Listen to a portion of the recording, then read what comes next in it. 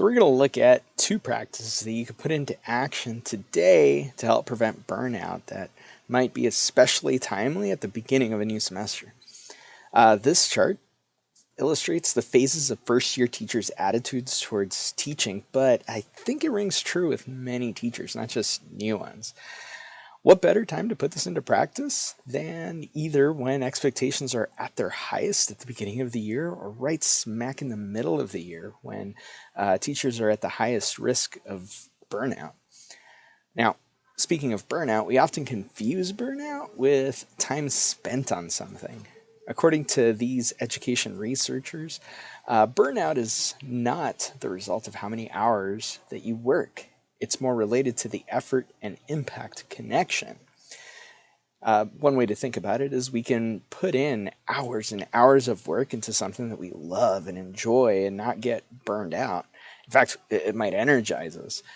Burnout occurs when we don't experience the link between our work and the impact it has. So it's vital to reflect on these wins, no matter how big or how small they might be. So the first practice is the weekly wins card. So you take a 3x5 card like this, write down 3 wins from last semester. It doesn't matter how big or how small these wins were, just write down things that come to mind when you think of win. To help start off your new semester in a positive tone.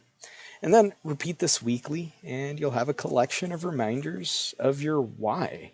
The successes you've already experienced to remind you why you chose to do this job in the first place. The second practice is keeping a daily gratitude note. Similarly, you can record a daily note of gratitude and publish it, right?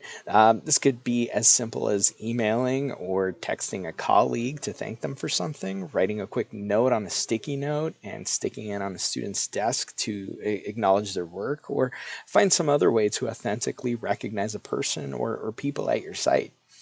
Maybe even take time regularly each week for students to do this too. So I hope these help energize you no matter where you find yourself on the attitude chart. I've linked some resources below to help you out.